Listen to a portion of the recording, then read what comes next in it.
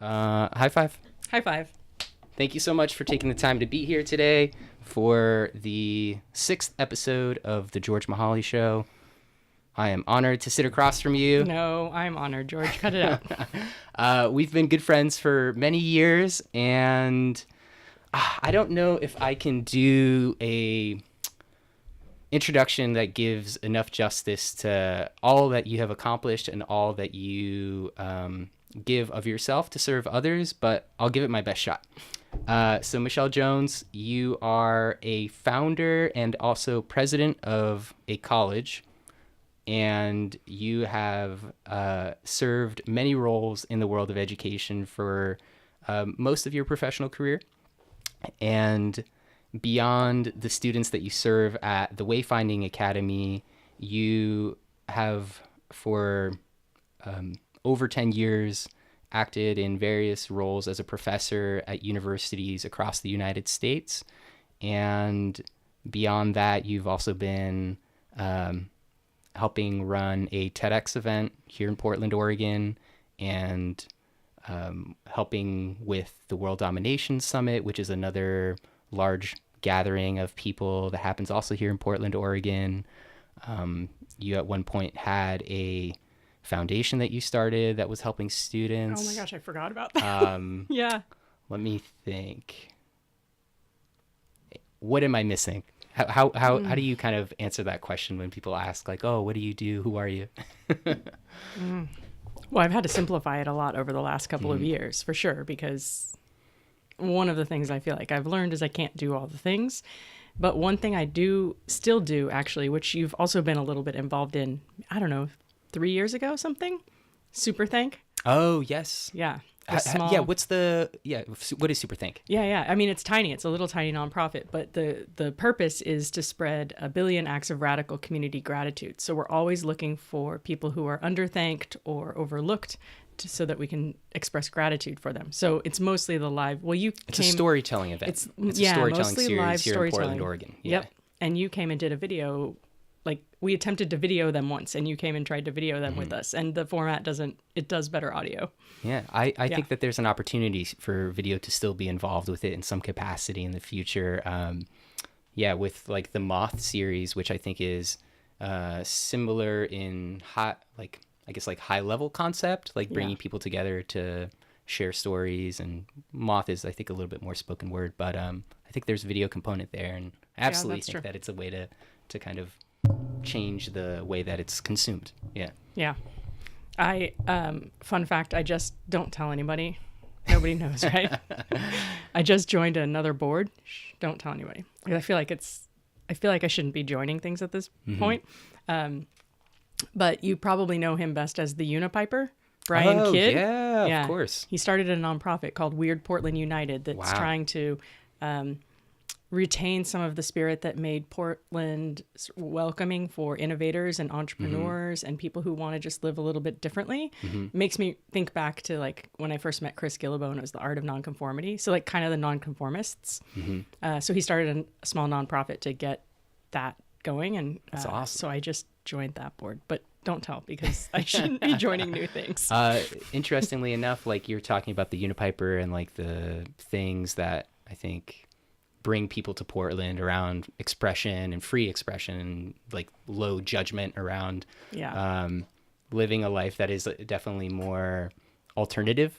And I was reading recently the record store on Burnside, Millennium Music. Yeah. It's celebrating its 50th anniversary. And in an article I read in like a local newspaper, it was saying that that's the place where Keep Portland Weird was originated. Oh, I didn't know that. Yeah. They're having like a big anniversary party in a few weeks or something. Can you imagine a record store? It's been around for 50 years. That's pretty. And also, it makes me think of Movie Madness, like the video store that it still exists. I was there like a couple weeks ago, and it's crazy with like the way everything has changed in technology. But like we went there and rented some DVDs. It was so cool. It was Where fun. did you find a DVD player? I still have a super old computer that has a DVD player on it. No, I don't know that I could find an actual DVD player right now if I wanted to. Amazing. I just remembered I have to press record on one thing. Okay. Stand by. I'll just stay right here. Finish my coffee. press record. I don't know how you remember to press record on all of the things because there are like 4 cameras. Yeah, there are lots of things. We have four cameras recording this conversation right now. For anybody who's on Instagram Live, which is like the iPhone over there, if you guys go to the link in my bio, you'd be able to see this live stream happening on Facebook, which is cool. And so you'd get the more dynamic, higher quality stuff. One other fun fact about Oregon, and then I want to really talk about you because that's why you're here. The last Blockbuster in existence is in Bend. I feel like I heard that recently. Yeah. Somebody told me that, and I was in Texas for my sister's wedding last week, and somebody brought up Blockbuster, and they're like, "Oh, do you know that the last one ever is in Oregon?" I was like, "No, I didn't." So yeah, that was fun.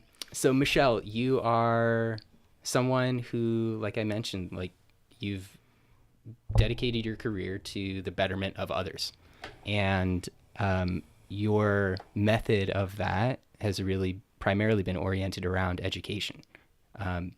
With you as a teacher before you founded the college, do you remember what it was in your childhood that kind of had you navigate towards that career path as becoming a teacher?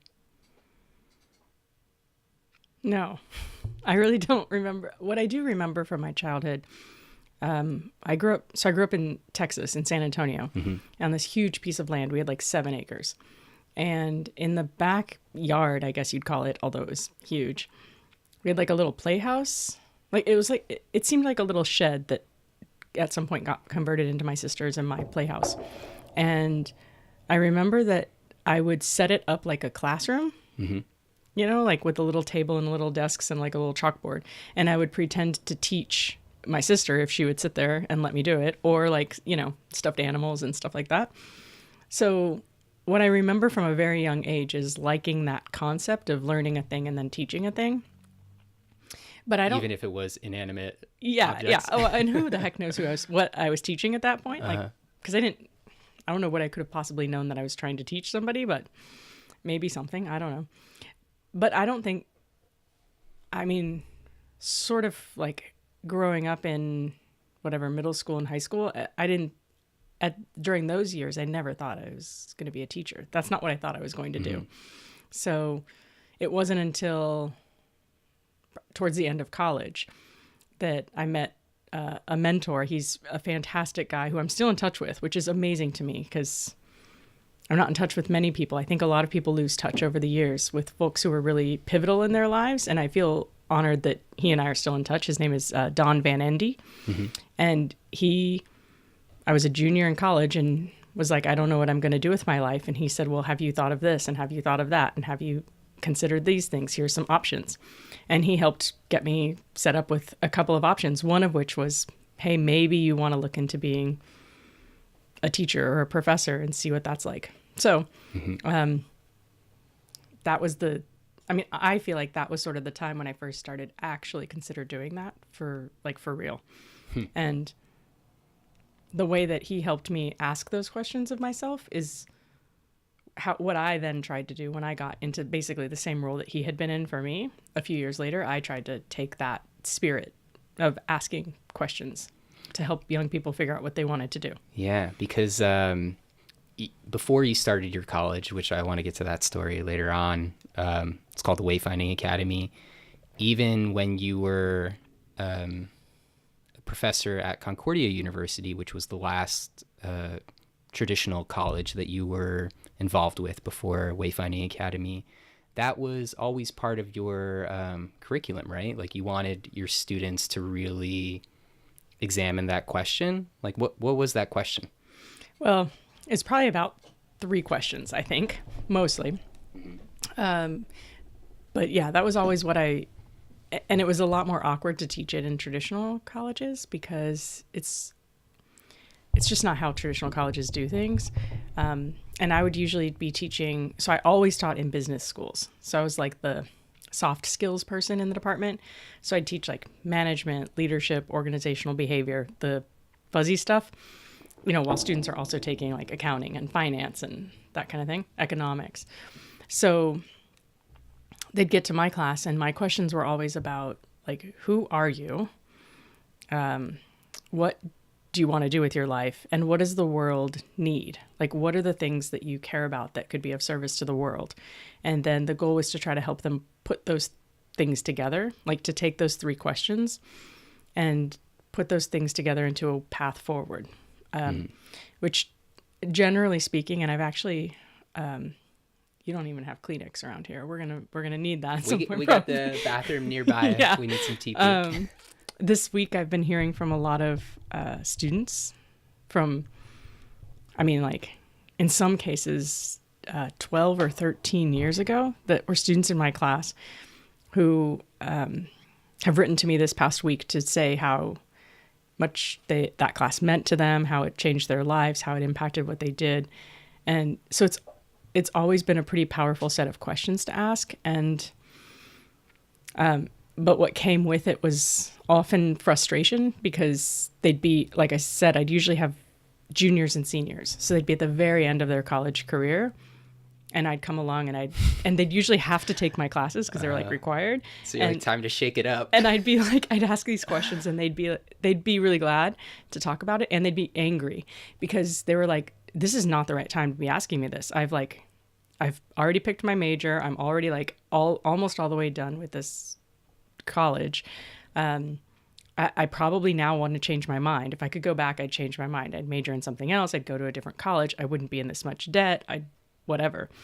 And that's sort of what cued me into like the way we do the whole thing is backwards. Like I shouldn't be asking those questions. I mean, I should be asking those questions, but they should be coming at the beginning, not at the end.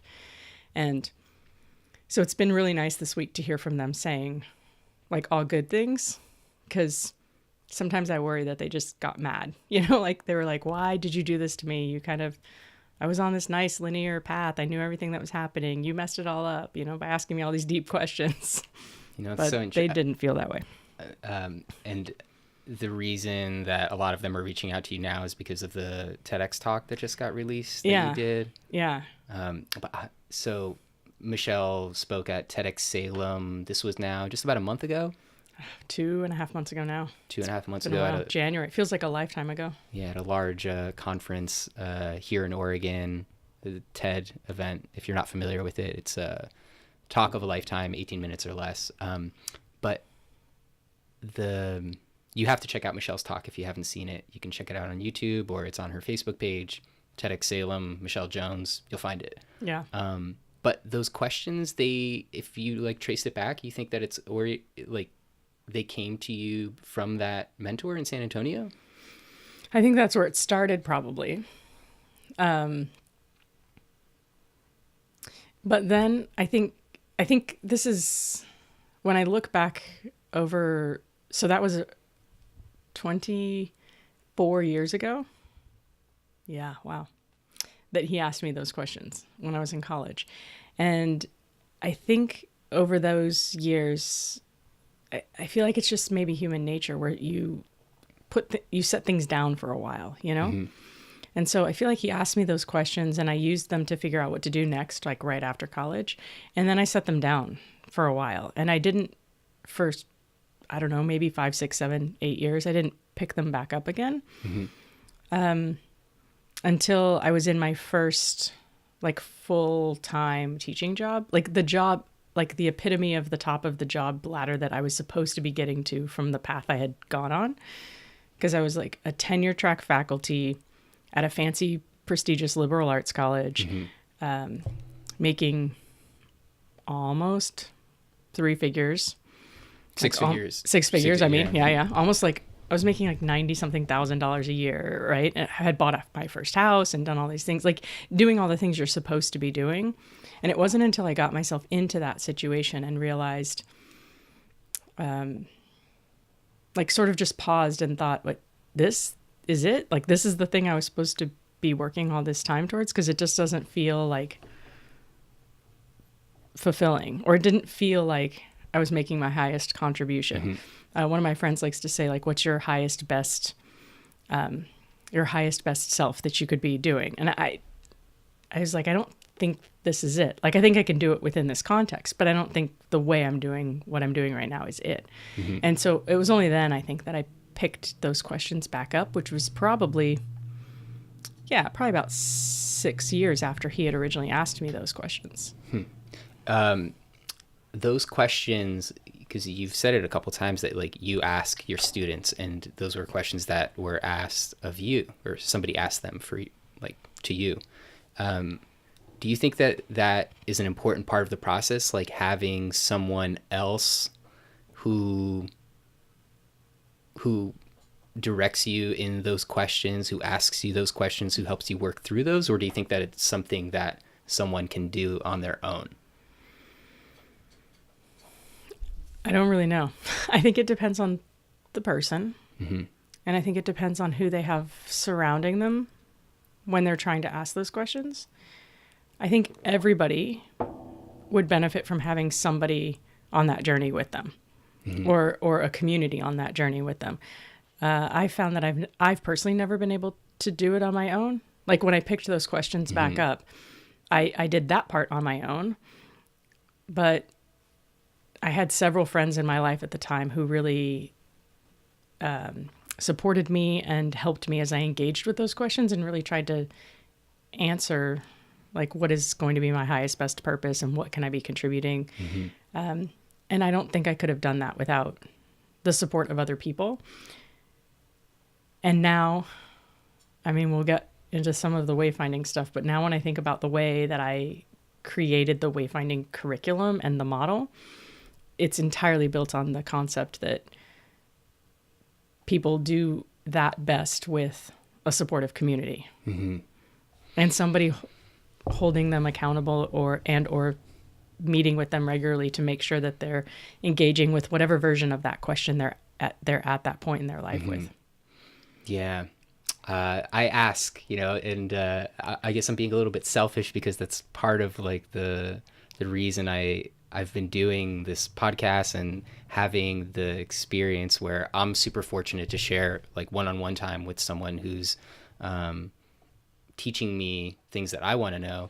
And this room, like you can't see, but there's like a little stack here and there's a couple stacks behind me, but there's like so many books that I have where I learn certain things, and there's certain processes that of course like I can get a better understanding of through reading through somebody else's experience or through somebody else's interpretation of somebody else's experience. But when I think about the skill sets and the like transformational events that I've had in my life, very few of them have ever just come straight from a book. Mm-hmm. They've almost always been oriented around an experience or an educational, like transformative, like nudge from someone like you or from some other people, yeah. Because I think even about how I met you, it actually happened because of a book.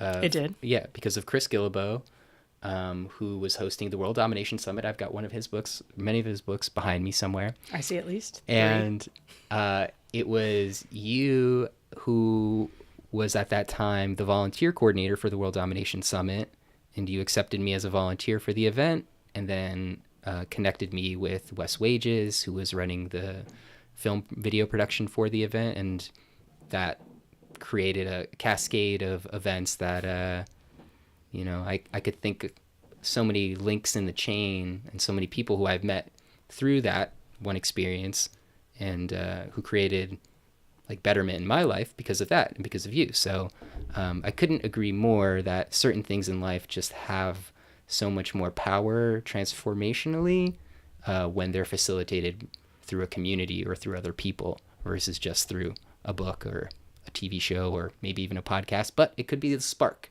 Yeah, I would agree. I think you can get that spark, but to mm-hmm. maintain that as life starts happening around you mm-hmm. is hard unless you've got a community of some sort. It could be a small community, but I think a community is probably necessary. Mm-hmm. And I actually I remember the exact, I have a strong memory of the moment that I first saw your name, like when you applied to be, and I feel like that's probably not true of that many people. But I remember vividly reading your application to be an ambassador for WDS, and you had noted in there that you were traveling a bit, but that you had some video skills, and that if that could be useful to feel free to reach out. And so I remember seeing that and reading that and reaching out to you specifically and like before we'd ever met. So isn't that amazing how life works that way? Yeah. Yeah. And it's fun when you can think back, and now that's 7 years ago. I think so. Yeah. And I love that process of being able to just like trace like different events and then different people, and then just knowing how those people connected one another. Chris Gillibo, for those of you who don't know, is a New York Times bestselling author and host of World Domination Summit, a very large personal development conference that happens here in Portland, but I don't even know if that word conference really is the right probably not descriptor. So yeah, really amazing. So if we were thinking about maybe like your story in a linear way, like you mentioned you were working as a professor. Was this now in Rhode Island? Yeah, that was in Rhode Island. So you went to school in Texas and then ended up getting a teaching position at a university in Rhode Island? Well, first I stopped in California on the way. And so I did my college, my like undergraduate in San Antonio, in my hometown, and then moved to California for 4 years to do a grad program. And it was at the end of that I moved to the East Coast without a job. That's probably should have been my first clue to myself that I was going to take a non-traditional approach to life, because when I was graduating from grad school, I had a job offer in Los Angeles to be like a full-time faculty at one of the Cal State schools there. And I turned it down and decided instead to move all the way across the country to the East Coast, and with no job. And I figured I'll just find one when I get there. Right on. And that probably should have been my first clue. Like that, because my life has sort of been a series of versions of decisions like that ever since. And they tend to work out. I'm sure one day I'll make one that doesn't, but they tend to work out. And so I moved to just outside of Boston and got 2 part-time adjunct teaching jobs, one at Boston University and one at UMass Lowell. And, what does adjunct mean? Just like this is I will try not to get on a whole like rant tangent about this, but it's like a part-time faculty, meaning that you're just hired to teach like 1 or 2 courses maybe at a university, and you're paid a lot less than the full-time tenure or tenure track faculty. And you get like a stipend for teaching and no benefits, no office, no nothing. It's actually a big problem right now in the United States, where a lot of colleges and universities are hiring a lot of adjunct faculty to keep their costs down.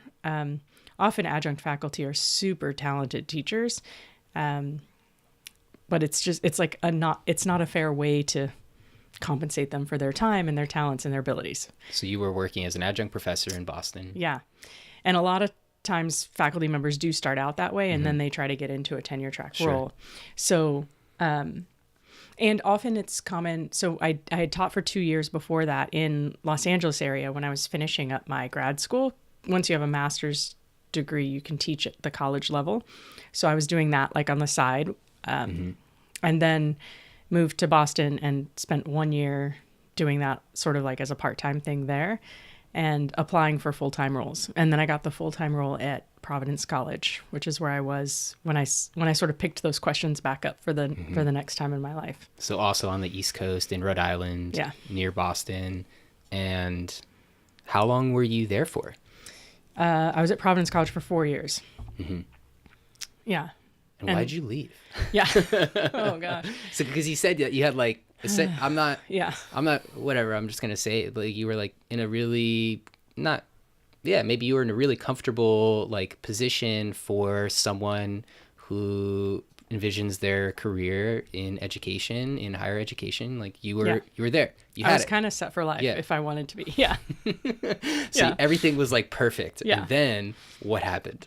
Well, I picked back up these questions. But I find that, and now doing this work where I'm basically intentionally putting young people through this, I feel like it's important to acknowledge, and I think they know this, like when a student says yes to wayfinding, they know they're saying yes to like upheaval, right?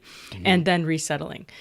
And I think when you pick up those kinds of big questions about who are you and what do you want to do with your life and how are you going to have an impact on the world and what does purpose mean to you, So are those the questions? Yeah, those or types of questions like that. I think for everybody, the way that question comes into their life is ever so slightly different. But those are the ones that we've built Wayfinding on, and that were the ones for me. And you and share the ones those I taught. questions, like anybody can look at those online, right? On the Wayfinding wayfindingacademy.org website. Yep, we have several different tools on there. And for folks who sign up for our newsletter, they get like the first thing that they get is like a little gift from us that are 5 talks and 5 prompts to help them live a purpose-driven life.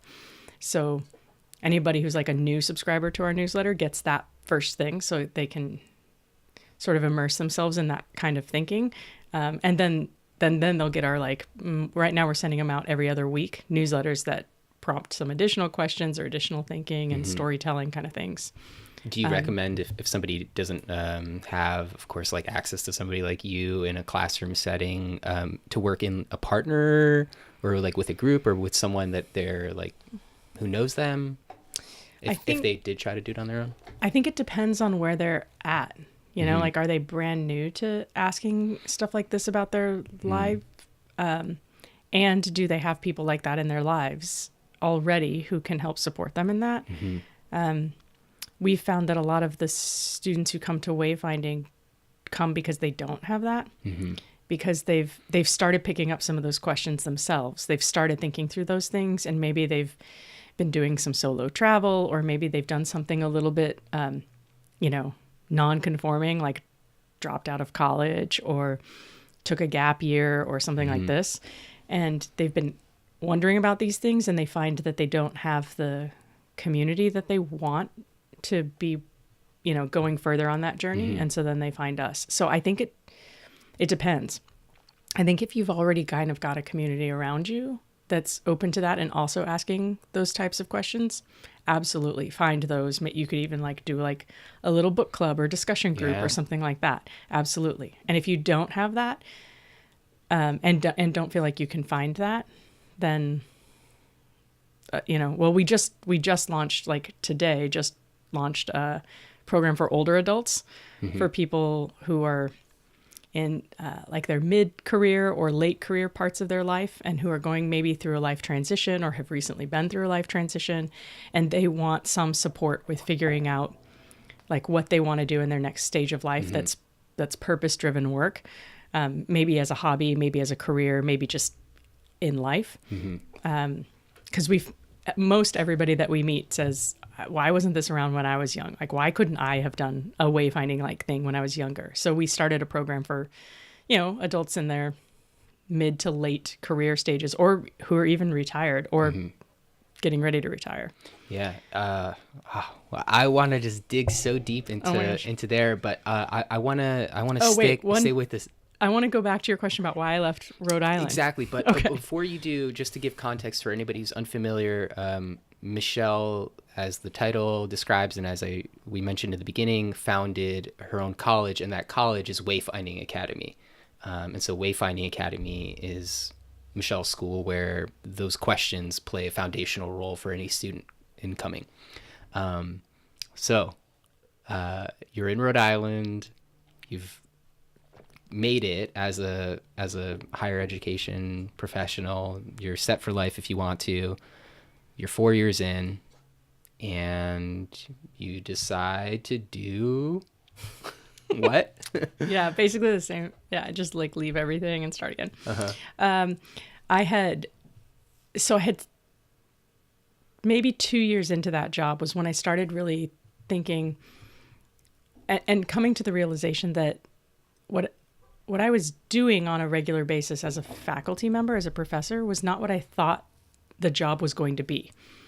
I thought that as a teacher, as an educator, my job was going to be to help young people find what they wanted to do with their life and get started doing it, and be a mentor and an inspiration, and all these different things. But in reality, what I was being asked to do, not just specifically by Providence College, but I think it's every traditional higher education. It's the way that whole system works.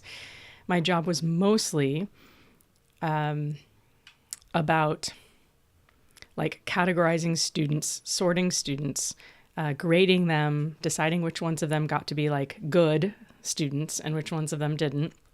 I was on an academic probation committee. All faculty members have to sit on certain committees, and they get assigned by their department chairs to like where they need representation from the department. And so I had been assigned to this, like, I can't remember what they called it, but it's when students get put on academic probation and they're coming to appeal that decision, or they're coming to ask to be reinstated. And it was like one member of every college from across the university and the academic dean. And I just remember being like, why is this the way that the system works? It's all about grades. It's all about, like, are they checking off all the boxes in the right order in this timely manner? And I just felt like this isn't what this thing is supposed to be, or it's not what I thought the thing was supposed to be. So that was starting to dawn on me. And then at the same time, I'm having all these questions for my own self that I'm bringing into my class and having all the students. I created a course called Passion-Based Leadership that I offered as an elective. And so students would sign up for it, and they'd be in this class, and we'd talk about all these big questions. The premise of the course being everybody has the capacity to be a leader if they want to be a leader, but they have to find the thing that they care about. They have to, like, get to that point of passion or purpose or their why or whatever you want to call it in order to lead something. If you don't have that, then, like, there's no point really. So everybody has the capacity to be a leader, but you have to be oriented towards the right overarching, like, purpose for it. Is that the... Yeah. I mean, what, like,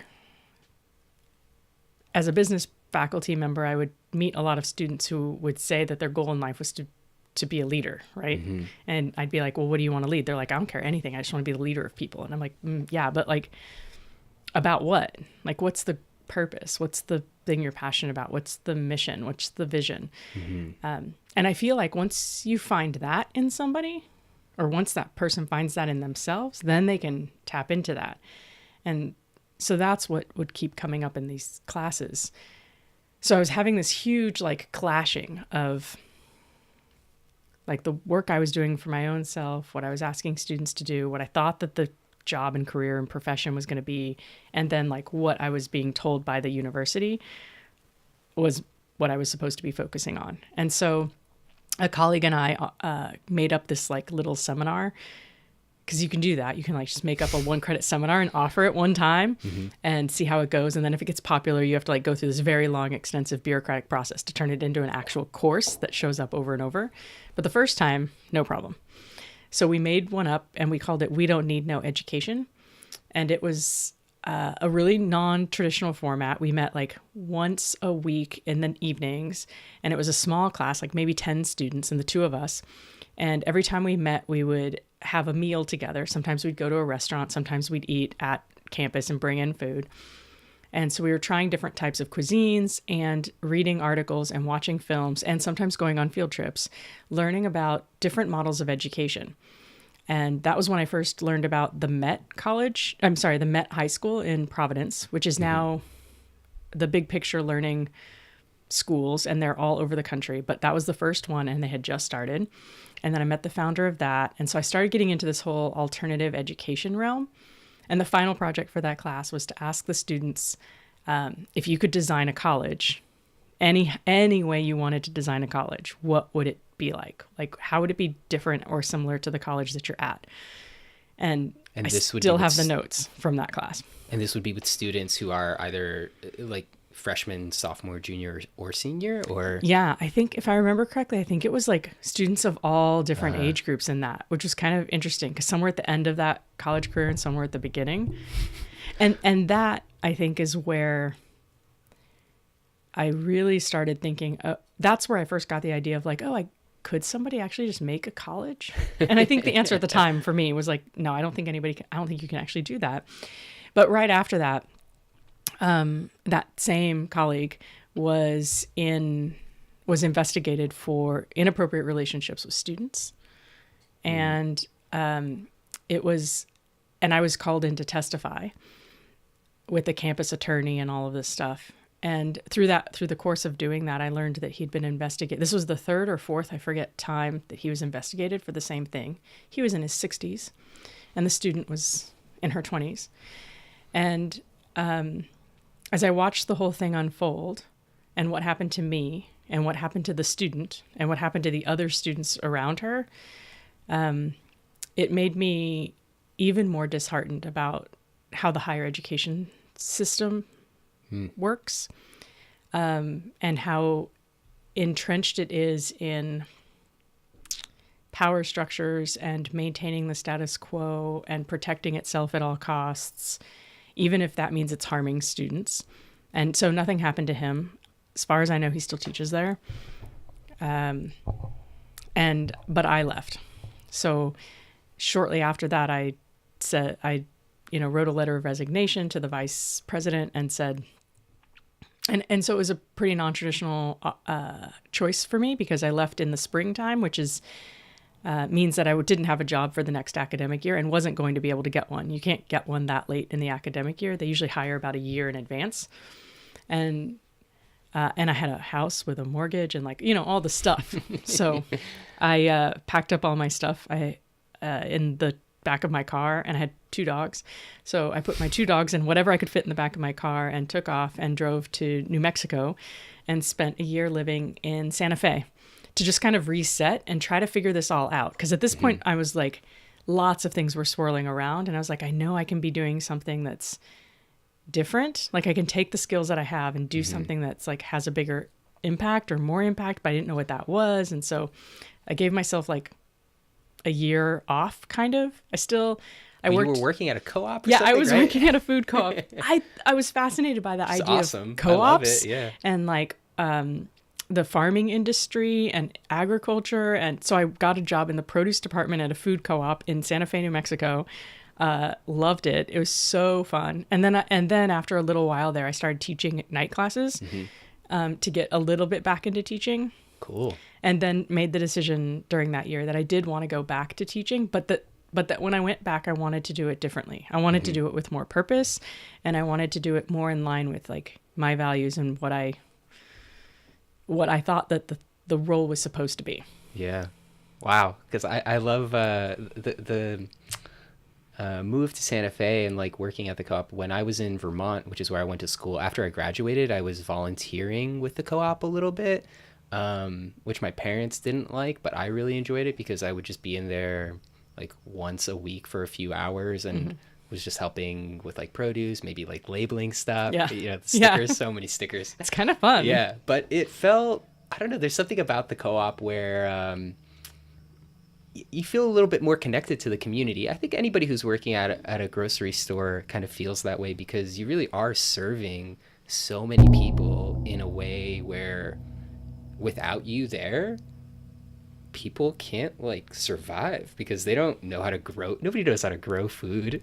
Not nobody knows. A lot of people don't know how to grow food. Right.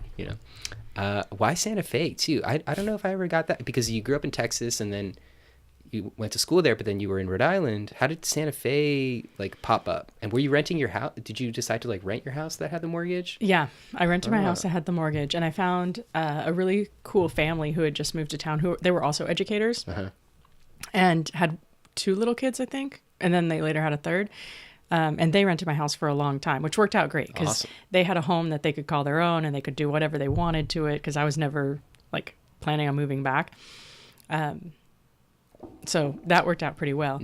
I sold it a few years ago. But Vermont was actually my other option. I wanted to go someplace unlike any place I'd lived before, and a place where I didn't really know anybody. Because I really did want like some form of solitude so that I could think and reflect and whatever. And I'd been to Santa Fe once before on a road trip, and just remembered having really liked it. I mean, I think we were just passing through. I don't think I even stayed overnight there. Cool. Like maybe spent an afternoon there. And I remember thinking, I really, like, there's something about this place. So I had one acquaintance there when I moved there, and I had him, like, I got on Craigslist and found a place to rent, and I sent him over to look at it for me and like tell me what he thought. And that's how I picked where to live and showed up. Cool. Yeah. And what happened after New Mexico? Is that when you went to Washington? Yeah. Yeah. So I applied during that year. Santa Fe still is one of my like magical places. Like I go back at least once a year. because there's just something about it that makes me feel like myself, and it grounds me somehow. I don't know. So one day I may end up living there again. We'll see where life goes. But during that year that I was there, I did decide I wanted to go back to teaching full time. And I wouldn't have left Santa Fe if I could have found a teaching job there. But New Mexico doesn't really have a lot of higher education institutions. It's a state with a small population to begin with, but there's really only a few colleges and universities in the state. And I did apply to one of them, University of New Mexico, but didn't get a job there. It's possible that at some point in the future, years and years from now, we would try to start a Wayfinding Academy in Santa Fe. That, yeah. Because I've had a lot of meetings with people there who said, oh my gosh, we need more. We need more higher education options, because a lot of people who grew up in Santa Fe are really tied to their family and to the culture there and don't want to leave and go elsewhere, but they don't have many options. So I would have totally stayed if I could have, but there weren't any teaching opportunities. So I applied for things. And again, I was trying to find a part of the country I hadn't yet lived in. And people kept telling me they thought I'd really like the Pacific Northwest, and I'd never really been here before. And so a 1-year visiting faculty job came up at the University of Puget Sound in Tacoma. Right outside Seattle. Yeah. So I got that job and moved there. And it was like the day that I left Santa Fe, it was so sad, because I didn't feel ready to leave, but I also was ready to be back into teaching. So I delayed my departure as long as I possibly could. And then drove up to Tacoma and started teaching there. And I think like 2 months, maybe less, into my 1-year appointment, they renewed me for a second year. So I ended up spending 2 years there. And then after that came to Portland. And so I've been here in Portland for 9 years, I guess now. And in Washington, when you were teaching at the Puget Sound, that was also where you hosted your first TEDx conference, right? This is true, George, but we're not allowed to talk about that. I don't know why, but my current TEDx team here, we pretend that I've only ever done TEDx here with my team here, but I did do one in Tacoma. So this will be my 10th TEDx that I've organized coming up in 2019. Amazing. 10 years. 10 years. That's as long as TEDx has been around. Wow. Yeah. Wow. But so we pretend that we don't talk about that first one. But, all right. Yes, but that's true. I did do one. But because I want to just kind of address like TEDx a little bit too, because TEDx was a project that I was involved with you for like 5 years, 6 years or something like that. And it's again, another expression of you serving others, in my opinion, because for those of you who are unfamiliar, TEDx is a large speaking series, happens globally. Last I checked, I know there was over 3,000 TEDx events happening like annually each year. Probably, I'm assuming it's got to be more than that now. And the organizers of TEDx events are not paid by anybody. They just do it for the love of sharing messages worth spreading. Originally, it was oriented around technology, education, and design, but it's kind of spread into anything and everything that people are interested in. And it was really one of the first really well-produced and super high like quality of information that was made available for free to watch online.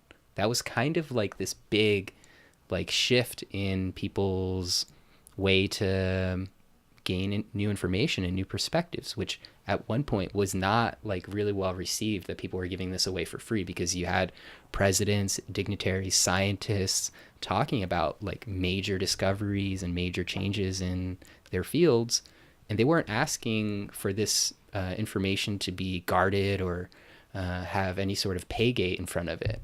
Started by someone before Chris Anderson had it, but then Chris Anderson kind of took it over, who's now the director of TED. So why did you decide to start a TEDx event? Were you using TED Talks in your classes? Was that part of it? No, actually, I don't think back then I was. I had gone to in 2009, I think that's right, I went to TED India, which it's the only time that to my knowledge, that they've done that. But it was shortly after Chris Anderson took over the curation of the TED conference. And he had done a couple of, they have their one main conference every year, which at the time was in California. And then they were started to thinking about doing this like TED Global thing. And back then they had it move around to different places, and they were trying out different models and different things. And they had somebody who actually, she's from Portland, Lakshmi. She had said, hey, I'm willing to help you put this one on in India. I've got some connections if you're interested. And so they said, let's give it a try. Let's see what happens.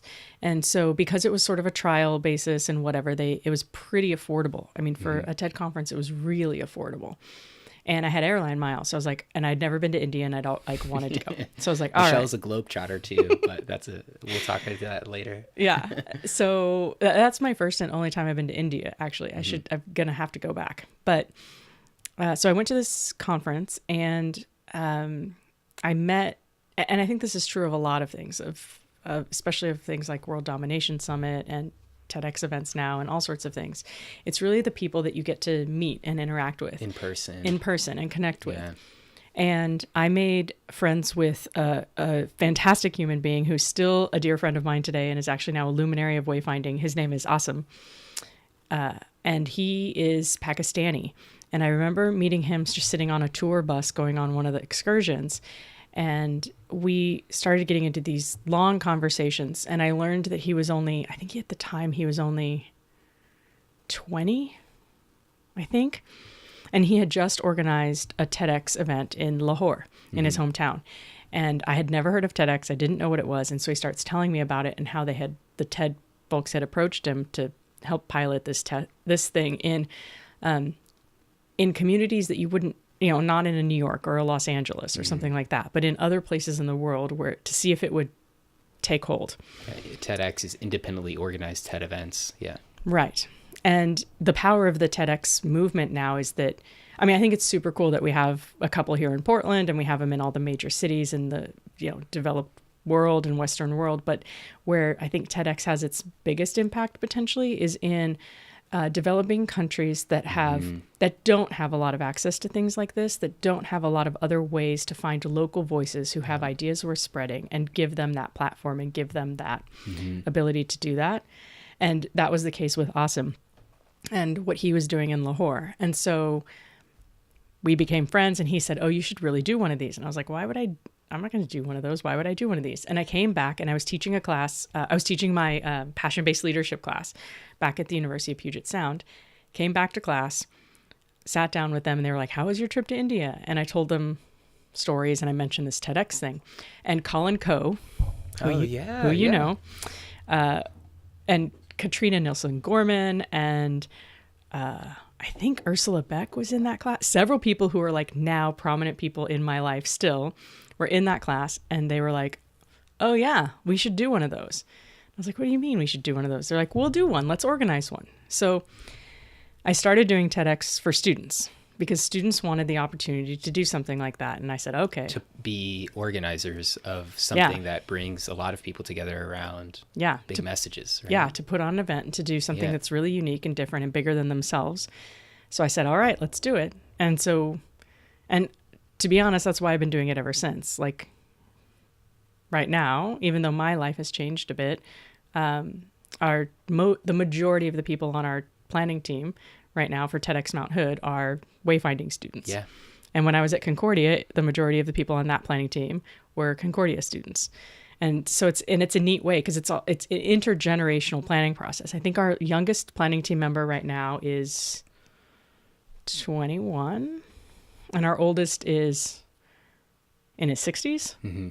So it's like a really cool intergenerational experience where you get to like all be in this thing together. Yeah, it's amazing. Yeah. I think that there's so much power in working and interacting with people from all age groups, and really trying as best as you can to also like listen as much as possible, not to just like try to spew like your ideas, like because there's so many people that have so much more experience and different like things in life than like you yourself may have. But the other piece about TEDx that I think is like so important, and again is I think a theme that is constantly present around a lot of the transformative experiences that have been present in my life, is volunteering. Because TEDx is totally volunteer, and when you volunteer you really figure out like, do I want to do this? And if I want to do this and I'm not doing it for money, like why am I doing it? Yeah, the whole team is, everybody has to be volunteer, so it's a big commitment. There's a lot to it, right? I mean, it's a year-long process. It's a year-long finding planning speakers process. Booking venues, everything around helping speakers prepare for their talks. Because one of the other components about the way that you were organizing TEDx, and I don't know, but I think that it's still like a big point, is that a lot of the TEDx speakers have never spoken at another TEDx event. Yeah, right. That was a thing almost that you were always always wanting to do.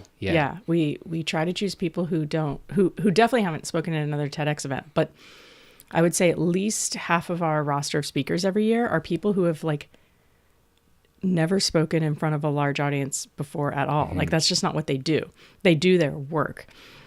We had one really great example last year of this young woman who's a scientist. Her name is Morgan Vague, and she was doing research at Reed and as an undergraduate student, and she discovered a bacteria that science is not my thing, eats, let's say, plastic. Like it breaks down, this bacteria can break down and eat plastic. So it could be potentially part of our solution to our plastic pollution problem in the world. She has never spoken in front of an audience before. And she was fantastic. And more news coming soon. You will all see her on a much bigger stage soon.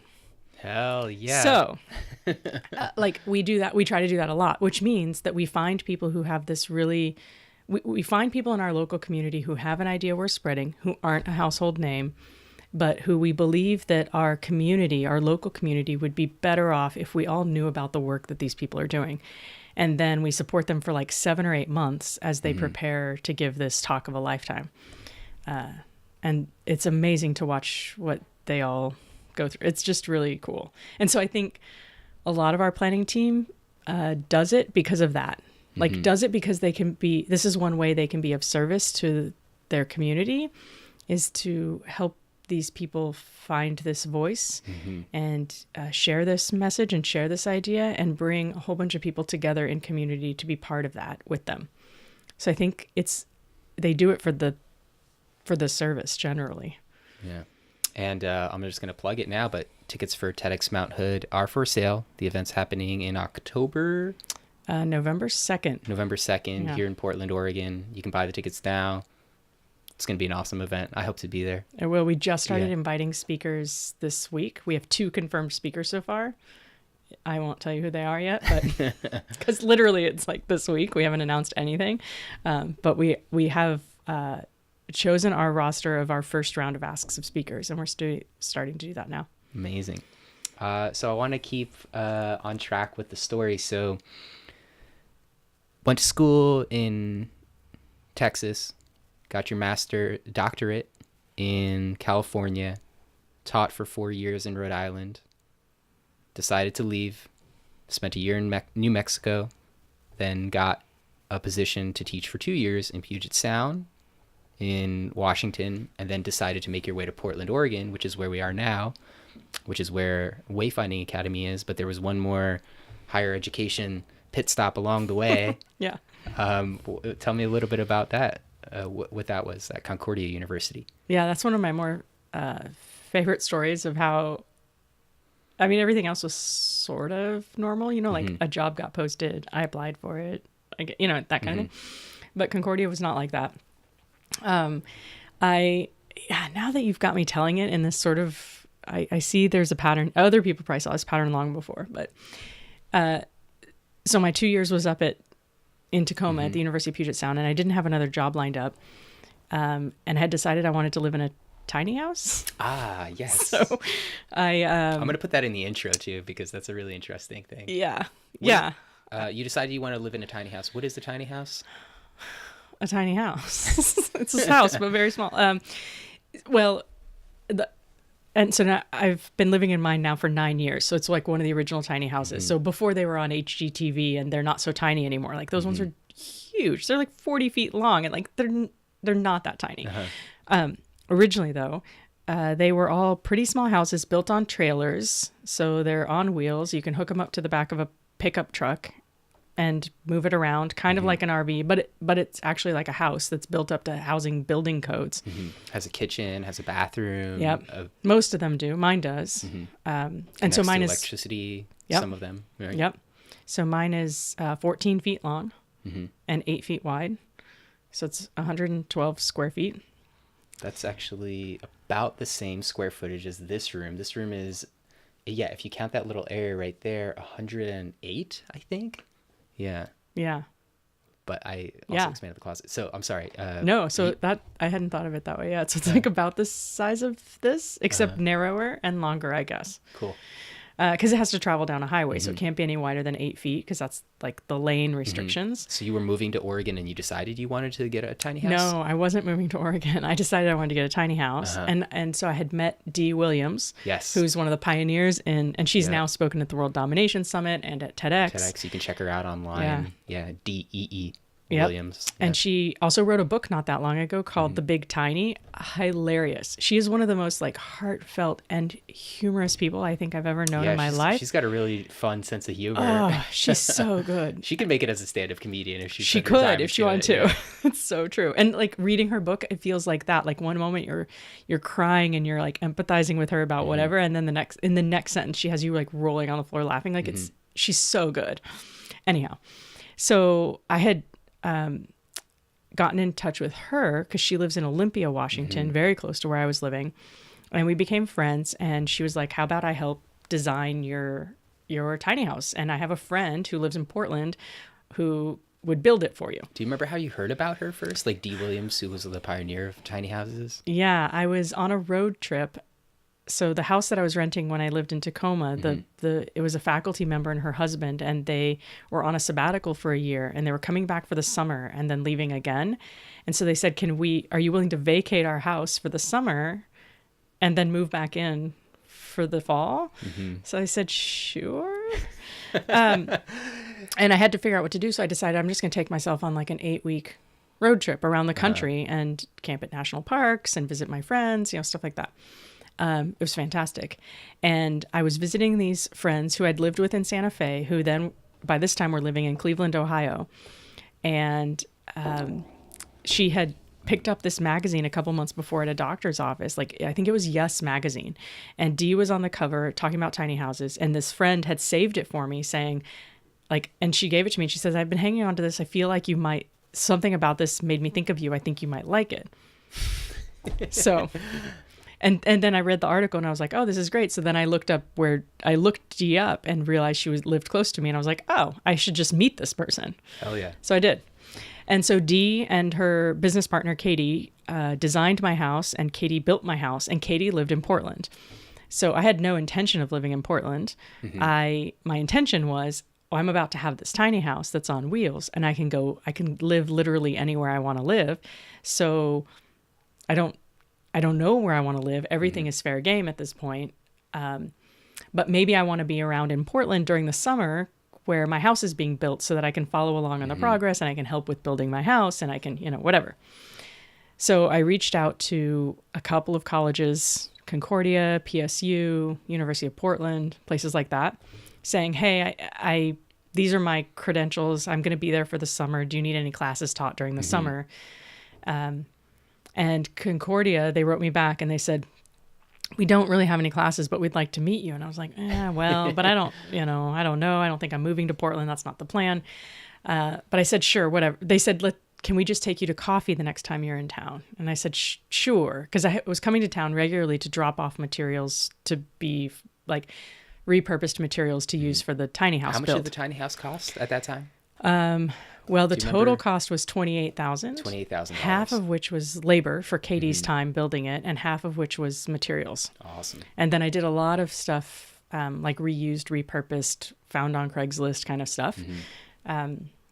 So it was a lot of like reused materials in the house as well. Is Dee still available for contract work if people are curious? Costs have gone up, guys. Costs of tiny houses have definitely gone up.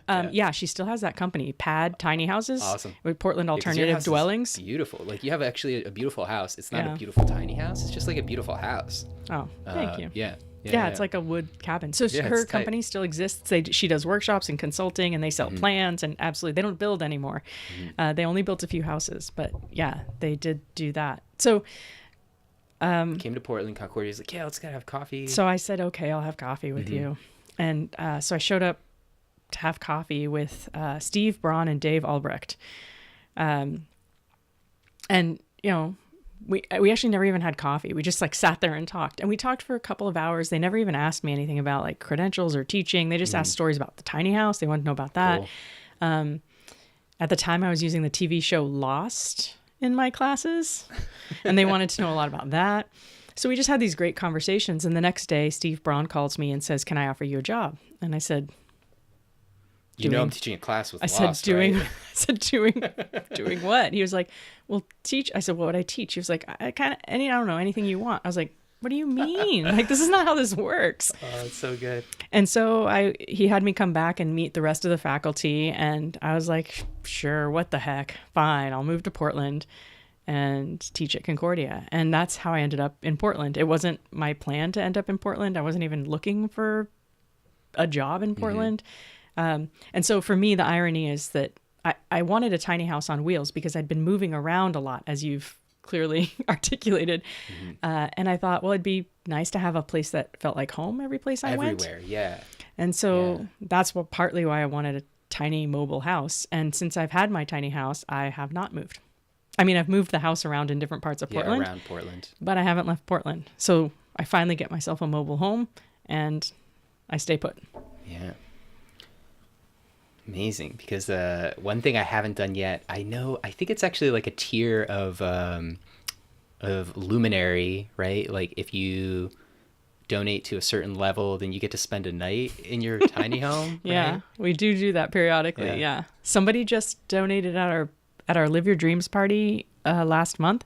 I think he donated, I want to say it was like $500 or something like that for a 2-night stay in my tiny house. That's a good deal. Yeah. That's better than like a lot of Airbnbs. Oh yeah, absolutely. Yeah. He got other things too with it. It was sort of like the Portland experience. You get a tiny house. I think you got like a McMiniman's gift certificate, a What to Do in Portland book, all these different things.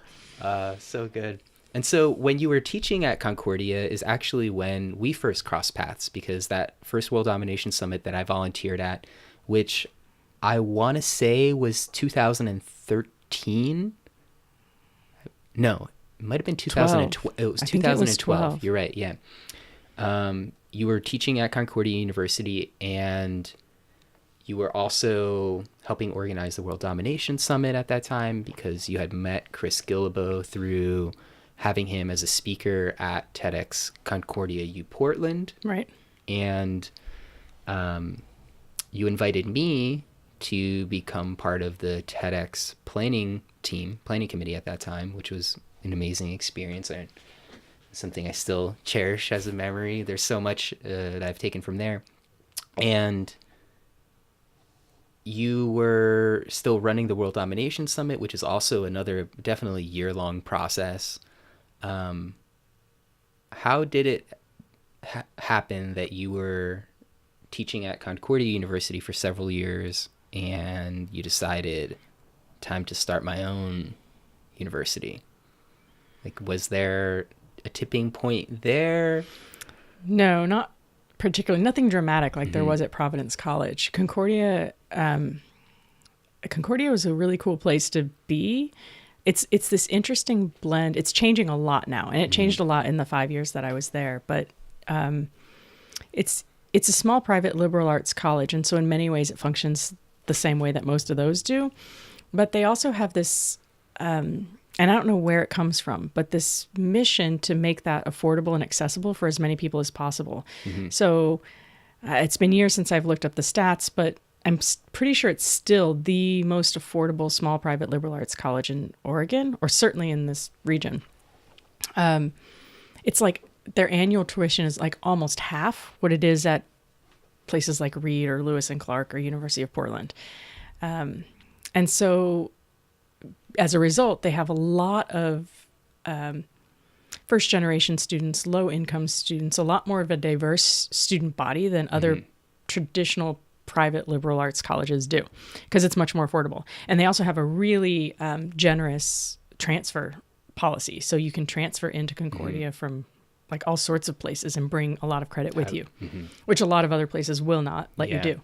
Which causes higher costs for the students, Oh, yeah. more time at the universities, because they'll have to retake classes just because it didn't fit Yep. some curriculum requirements, right? Yeah. And so I really enjoyed teaching at Concordia and being part of that. What was happening for me at that time, though, was this, I don't really know how you describe it, but almost like this itching feeling, like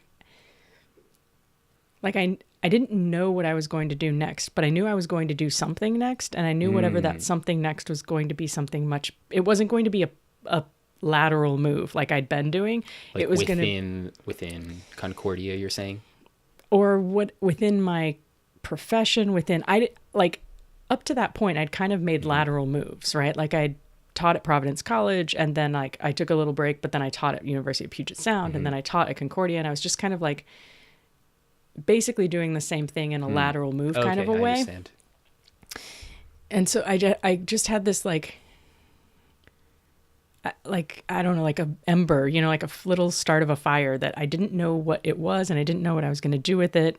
But I knew that whatever I did next, whatever that thing was going to be, it was going to be like a leap, something that's much bigger or much different than what I had been doing all these years. And so I guess my challenge at the time was trying to figure out what that thing was going to be. And again, started having conversations with support networks and friends. Right around that time, I met Sean Aiken of 1 Week Job. Yeah, interesting fella up in Vancouver, BC. He's fantastic. Yeah. And he and we hopped on a phone call because I think we were talking about TEDx or something. I think our TEDx team, I think that was when you were on the team, probably. I think we had nominated him. We'd voted on him. We'd wanted to invite him to speak. I exchanged a couple emails with him. We found out that he had just given a TEDx Vancouver talk that hadn't been released yet on video. And so he's like, I don't want to give another one. I just did one, but you sound fascinating. Let's talk anyway. So we got on the phone and we became friends like right then. And he came down and visited, and I went up and visited. And so he and I started talking about the idea of creating something. So in brief, his life story that led him to do 1 Week Job project was that he had gone to college at a, same kind of thing, private liberal arts college in Canada, graduated at the top of his class, got to the end of his college career and was like, I have no idea what to do with my life. Like I'm not prepared for my next step. I don't know what I'm supposed to be doing. I felt like college was supposed to prepare me for that, help me find my passion, help me figure out what to do. I didn't do that. And I thought that's what it was going to do. So I guess I'll make my own way to do that. So he came up with this project where he did 52 jobs in 52 weeks, like a different job every week. Across the world, actually, right? Yeah, or at least North America, I guess, throughout Canada and the United States. And he made a documentary. Yeah, I made a documentary, wrote a book. Yeah, wrote a book. Yep. And through that was trying to find his passion and engage with people about this concept of passion and purpose and how you knew when you found it or how to look for it and all of that. And so what he was saying resonated a lot with the work I was doing and the way I was approaching my teaching. And so we were like, what if we created like a semester, I don't know, like a semester long program or something where students who are at normal traditional colleges can come for a semester, do this thing with us, learn what they want to do, go back to their college, implement what they've learned. Now they have purpose. Now they have their why, whatever. And I don't know, some point along the way that morphed into like, nah, I'm just going to start my own college. Like I'm just going to build a college like where I took all of the things that I had observed for 15 years in the traditional system that I thought, well, but you could do this better. But I think this could be better. And by better, I mean like serving students better, putting students first, actually helping students figure out what they want to do with their lives and get ready to do it. And so I kind of just collected all these ideas of like how I knew how I would like teach better because that's what I'd been doing. But I was also like, you could also do like academic advising better, and you could also do admissions better, Or and internship programs. yeah, different, internship right? programs, a core curriculum, grades. We should not be having all the grades are dumb. Like get rid of the grades. Don't have standardized I was like collecting all of these. Like you do this different, this different. So finally, I was like, I bet I could just make a college that does all those things differently and actually help students. So I'm just going to try that instead of doing this like smaller project. And he was like, sounds great. Count me in. I'll be on your founding board. I'll teach your Wayfinding 101 class for you.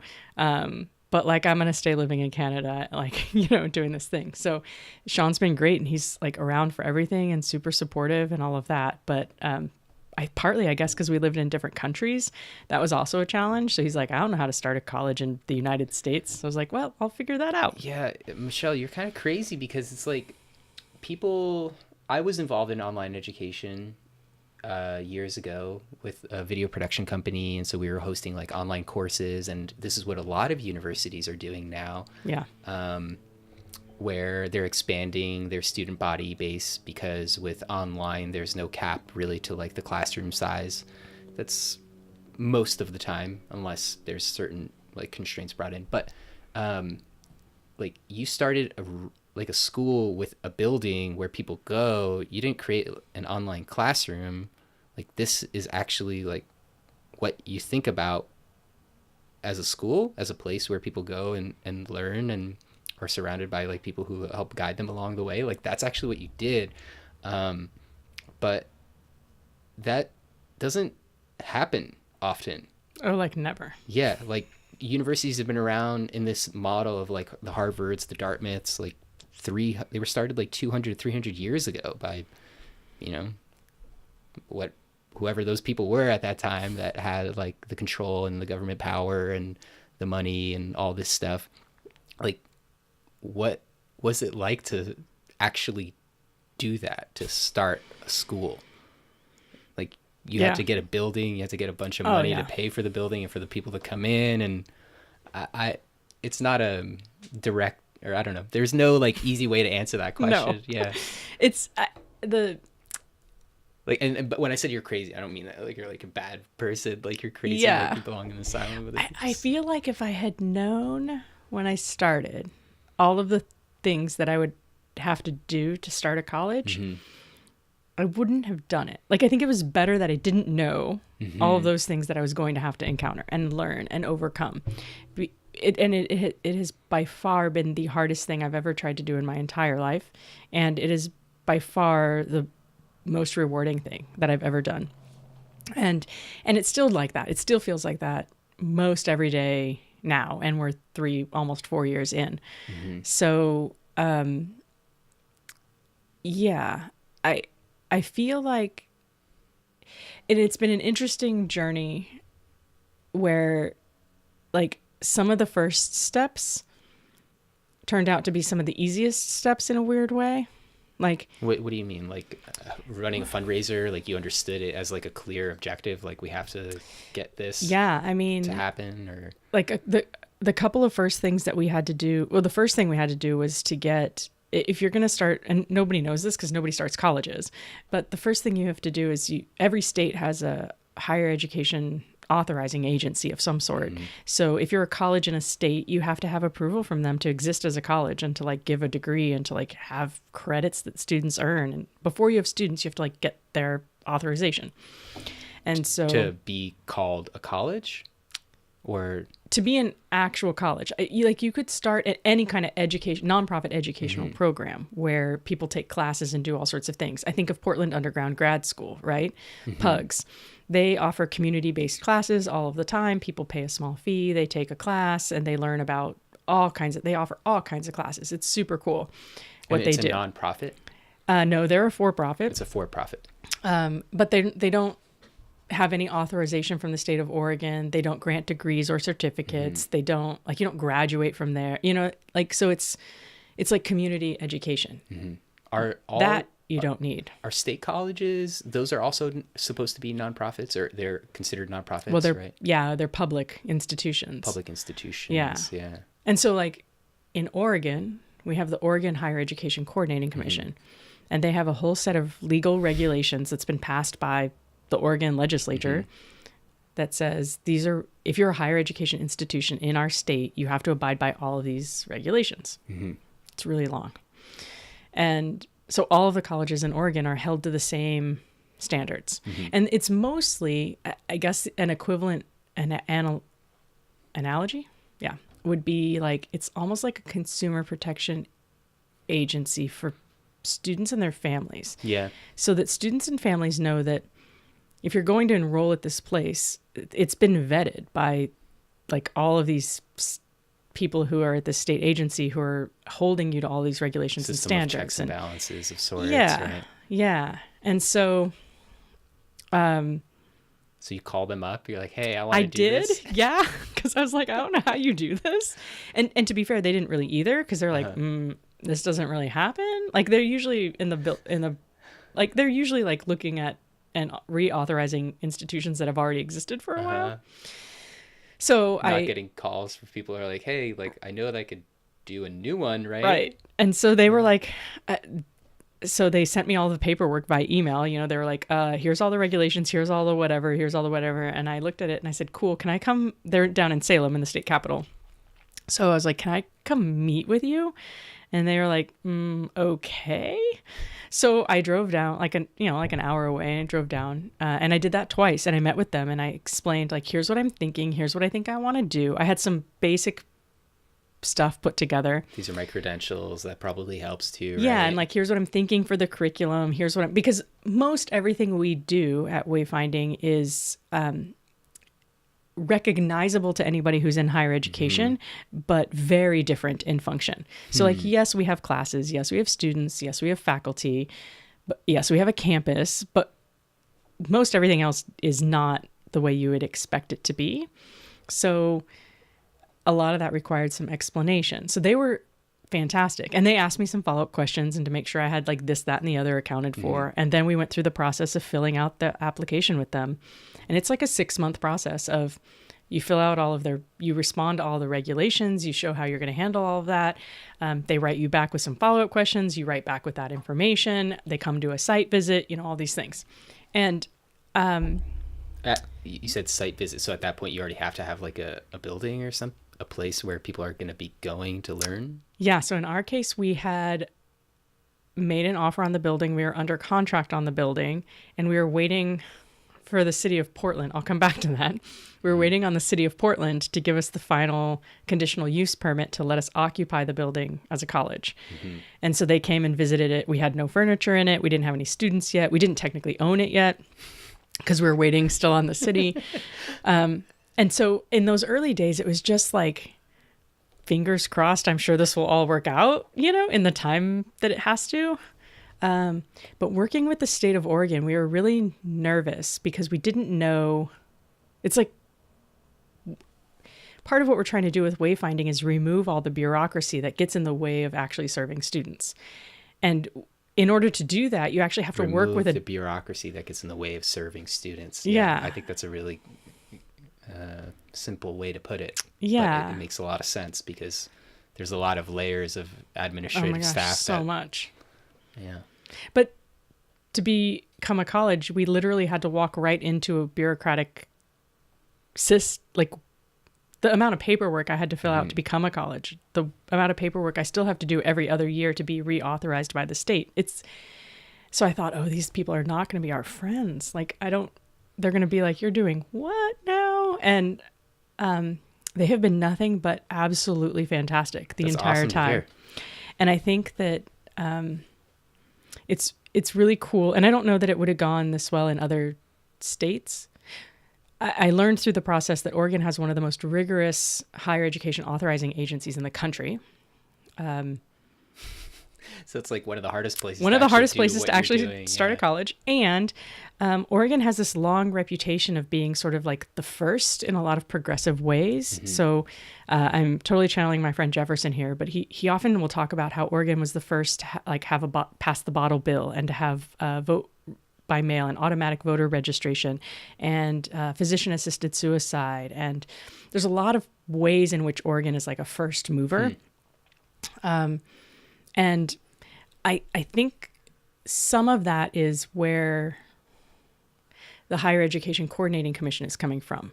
Like, if there's a way that we can better serve our students in this state and do things a little bit differently, but that's still effective and that still meets all of the standards and regulations and is still high quality, I think we should do it. And so we came along saying, this is what we want to do. And they said, how can we help you do that in a way that lives up to all the expectations we have? That's awesome. And they've been fantastic for the entire time. Every time I interact with them, they're tremendous and really helpful and super fantastic.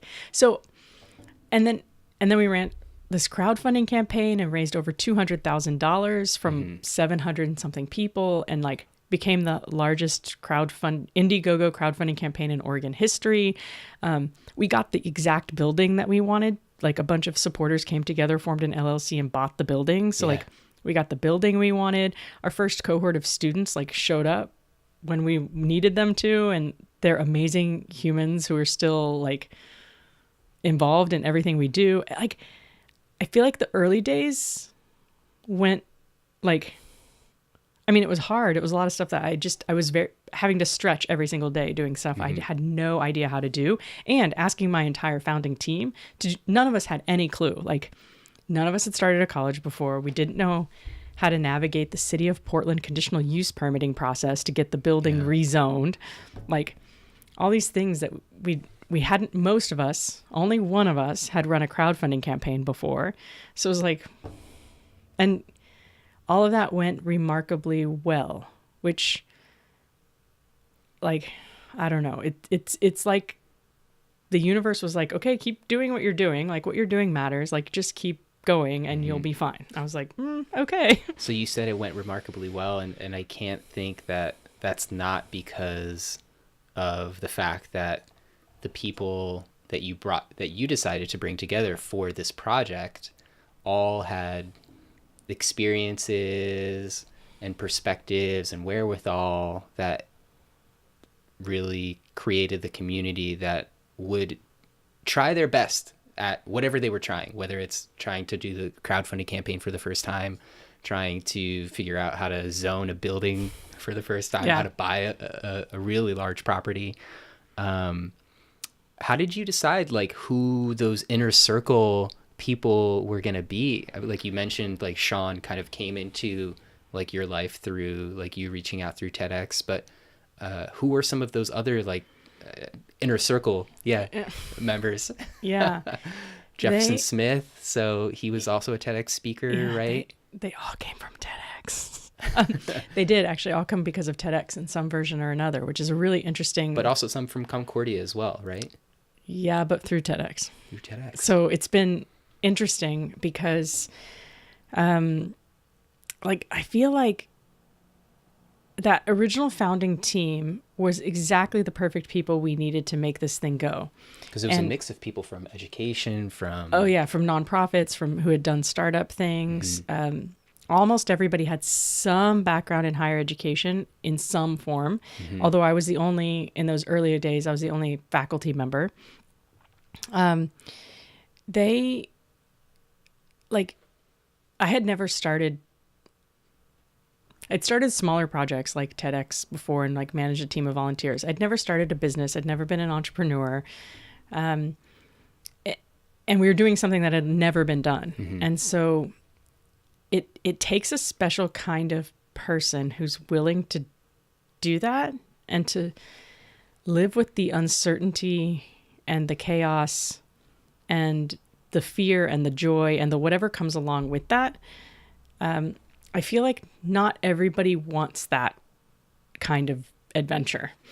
And the team that I had was like the perfect team because they were all willing to be like, yep, we don't know how this is going to go, and we're going to give it a try, and we're going to bring all of our talents and expertise to this, and we're going to run up against a wall where we don't know the thing we need to know to do what's next, and then we're going to go learn that thing, and then we're going to do that thing.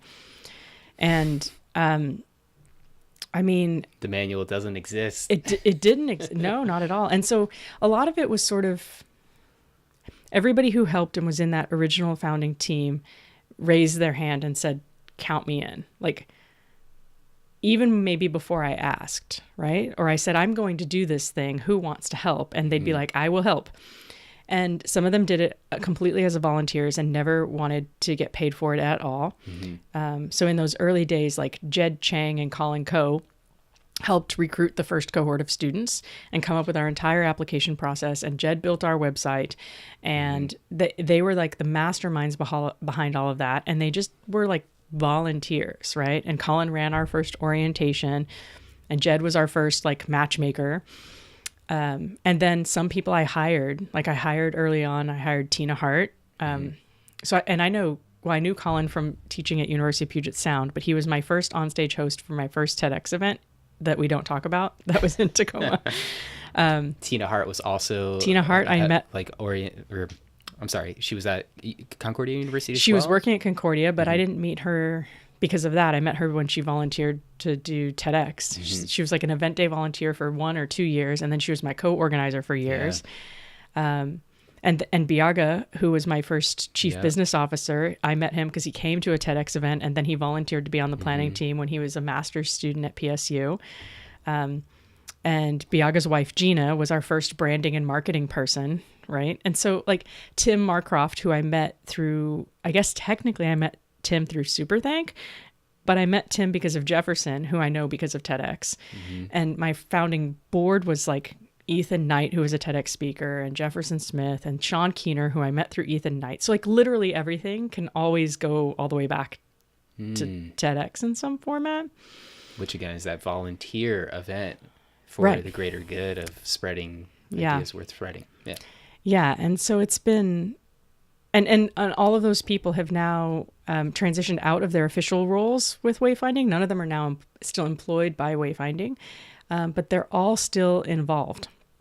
And they're all still regularly participating. And I feel really humbled and honored that they paused their lives in progress to say, yeah, I'm going to help you start a college and do this crazy thing that nobody's ever done before. And then after spending a year or 2 or 3 helping do that, they resumed their lives in progress. So Tim was planning on moving to France with his wife, and he was like, we're going to pause that for 1.5 years, and we'll help you get this going, and then we'll move to France. And same thing with Biaga. He wanted to return to Denmark, and so he paused that plan for a while, helped get Wayfinding going, then moved to Denmark. So Ursula Beck, who was a student of mine, had been a student of mine, I think 8 years prior at Puget Sound, applied for our first ever AmeriCorps Vista position that we had, and she moved across the country to come live in Portland for 1 year and help Wayfinding get started and recruit our second cohort of students. So it's like lots of that was happening in the early days. And so with all of the honor and respect that founding team deserves, the team that I have now, they're incredible. Like the crew that I have right now is exactly who we need to do what we're doing now. They're like rock stars. They're super, super experts at the thing that they're doing.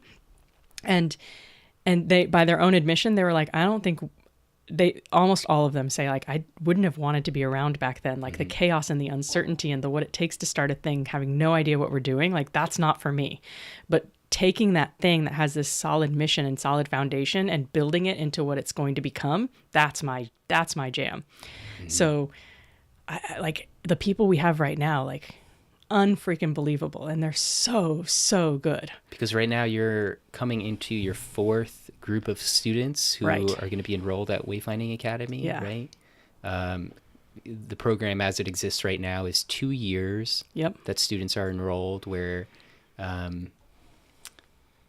don't know enough about the curriculum to speak about it accurately, but like we were just mentioning, it's a 2-year program, and then students what have been some of the paths that they've taken after their experience at Wayfinding, like, thus far? Yeah. So we have at this point, so we're approaching the end of our third year with students. We've been in existence for 4 years as an organization. The first year was, getting a building and getting authorized and getting ready. Spoiler alert, Michelle made the college happen, and it's like working. Yeah, right. Sorry. Yeah. Right. And so now we're getting towards the end of our third year. So, and because it's a 2-year program, that means we've had one cohort go all the way through and graduate. Our second cohort's going to graduate in a few months. Our third cohort's nearing the end of their first year. And then we'll be bringing in the fourth cohort in August. So like right now, you and I are talking, this is March. And so we're recruiting right now for the folks who are going to join us in August as our cohort 4. That's when students would start their term. Yep. Do students all start in August, or is there an option to start in the spring? Right now, they've all started in August, but we're going to start next year, the option to start in January. And is enrollment open now for, I guess, like the term that would start in 2019? Yep. Like students are... Yep. We already have several confirmed students who are coming in August, and we just invited another one yesterday. So we kind of do this rolling. Yeah, it was pretty fun. Yeah, it was cool. Yeah, that's a really fun process. Oh too, yeah, I feel like I don't want to spoil that for people who are like in the pipeline. Maybe we shouldn't talk about it. And then you also mentioned that just like this week was the announcement because Wayfinding Academy has the 2-year program that happens for people who are coming in and wanting like the traditional wayfinding like process or wayfinding education route. Yeah. But then there's also workshops that happen that are hosted by various like experts in fields in Portland and beyond that happen at Wayfinding Academy. But then there's also the program that's recently been started for how do you call those people who are like a little bit later in life? Yeah, because it's not really age-based. It's more like life experience-based. They're definitely folks who are like mature students. They're like nearing the end of but they're nearing the end of their career somehow, and they want to make sure that like if they're about to get another job or they're about to retire, they want to make sure that it's something with purpose. And this is like an abbreviated program or an abbreviated experience? It's really, really short term. So our core thing that we do, the reason we exist is because in our quest to change the way that we do higher education in the United States, we formed a college that does everything what I like to call frontwards. We take all the things that I had been like, this is backwards, this is backwards, this is backwards, and been like, okay, let's flip that frontwards and let's do it with students first. And so that's a 2-year program. And they get an associate's degree at the end. So if they want to go on to a 4-year college, they have transferable credits. They have a degree that they can take to get a bachelor's degree. Most of them choose not to do that. And I personally think that's fantastic because I actually think that we send a lot of young people to college who shouldn't be going to college, and they get into a lot of debt, and they don't actually need a college degree to do what they like a 4-year expensive get in a lot of debt college degree to do what they want to do. Yeah, actually, that should be mentioned. Actually, like wayfinding is way more affordable than any private institution that's out there right now that I can... Oh, definitely. Yeah, definitely more affordable than any private institution. We're priced slightly higher than the local community colleges here in Oregon. But we run on a very high touch private nonprofit model. So it's a very different model with a slightly higher price tag than the public 2-year colleges. And so you asked before, like what they do afterwards. And this is where it's hard to explain. The degree that they get is in self and society, which is also a thing that I made up. And that the state of Oregon, their higher education coordinating commission, was like, sounds cool. And I was like, really? You're going to let me name a degree, self and society? And they were like, sure. It's just a name. Yeah. Yeah. And so, but it's supposed to be descriptive of the fact that every student who comes in, they all, as a cohort, take these 9 classes that they all take together. Half of them are about self-exploration. Who are you? What do you value? What are you passionate about? One of them is on communications. One of them is about teamwork. One's called The Good Life.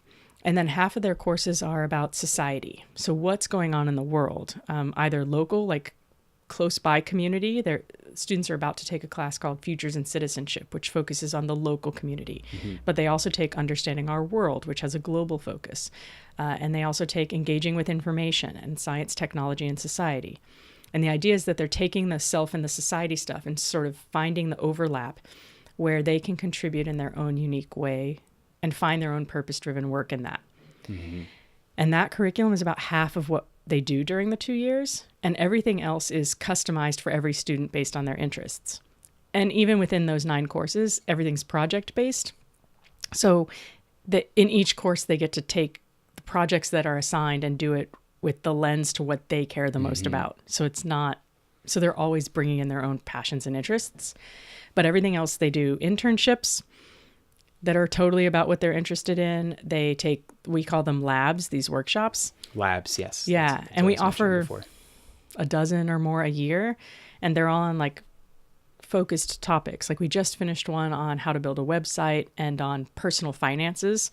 And we're about to offer one taught by our friend, actually, Prashant Kakad. Oh, amazing. He's teaching one on how to live your dream life. If you're like an artist or a musician or what, he's like a Bollywood DJ song dancer, also TEDx speaker. Yeah, Prashant. That's how I met Prashant. We're in talks of having him on the show. Oh, Such a you unique should. individual. Oh, he's great. And so he's teaching our next lab.